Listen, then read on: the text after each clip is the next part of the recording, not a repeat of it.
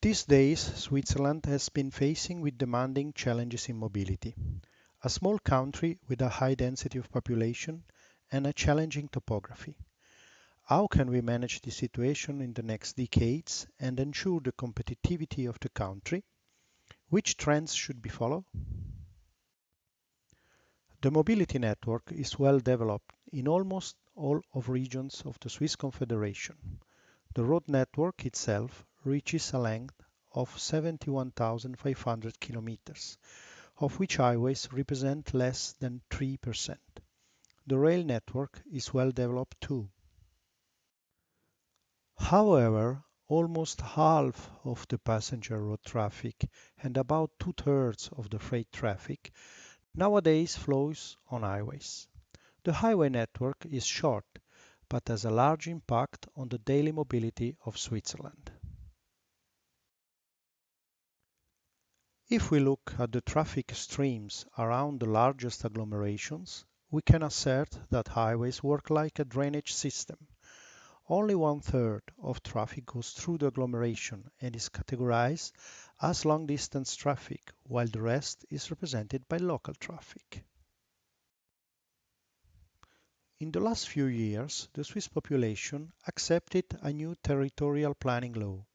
The purpose of this new regulation is to favor an inside development of the settlement in order to preserve the still free surfaces from the advancing urbanization. Which megatrends will we have to deal with in the future? Worldwide, we expect a population growth, which will be particularly high in Africa and Asia.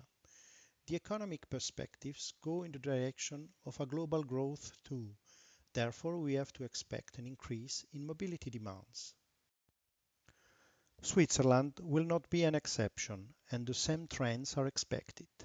The perspectives of 2040 predict a population growth of nearly 20% and a changing ratio between the age categories. In fact, the part of the population over 65 will massively increase.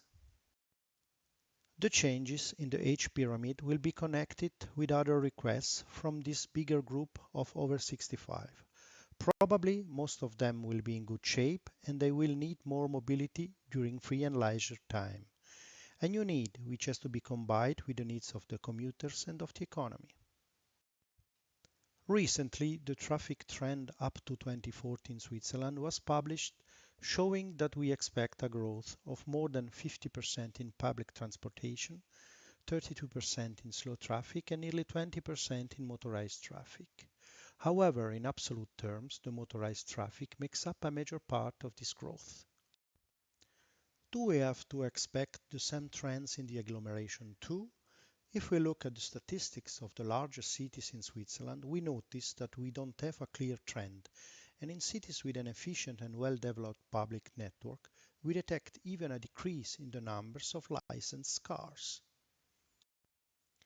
There is no doubt that the demand on mobility will increase, and we expect more requests for recreational areas. Due to the limited available spaces, the connected cost will be higher. Furthermore, we will definitely be asked to find a solution for a better use of the current road and rail network. In addition example, research has to be done on how we can build more cheaply with regard to the demography forecast and to the potential offered by the new digital world. The future probably has to implement the new concept of mobility as a service, where the individual traffic will merge with public transport. Which are the largest weaknesses of our mobility? We still have to solve some problems like the eco-compatibility of the traffic and the bad occupation ratio of cars and trains during the whole day. Security must always be at the highest level, and traffic jams, mostly appearing during rush hours, need to be addressed too. The demand on mobility on the road network in towns is particularly strong in the hot spots during the rush hours. The demand outmatches the capacity of the network. However, if we look at the 24 hours graphic, we notice that some reserves are still available. Concepts like road or mobility pricing are now being intensively researched. The statistics show performances and behavior in passenger traffic. Three-quarters of the world passenger traffic run on roads and almost half of it on highways. The national highways have a big impact on the daily mobility in Switzerland. In the future, synergies between public transportation forms and individual motorization will probably be more and more required. We will not only have to decide which mobility form we need, but also which combination of the existing form we can offer to achieve the best performance, considering time and cost. The existing mobility forms, under pressure of cost, availability and flexibility, will merge with the current individual motorized traffic, which will profit from the new vehicle intelligence and security. New forms of passenger transportation will be generated like public taxi services or autonomous minivans. We will have to think of the expansion and connection of every existing traffic system, considering the development of new forms and regarding new traffic forms. Probably new stakeholders will set new rules and have to be integrated too. The vehicle intelligence and the interaction between vehicles will surely generate new traffic forms, allowing free car sharing and new public traffic forms.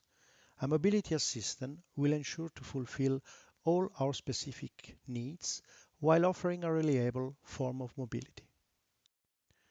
Some questions remain open, but mobility is a crucial question for our society. We need to exploit the potential of the intelligence of vehicles and of the e-mobility, developing new worlds without forgetting the emotional part of it.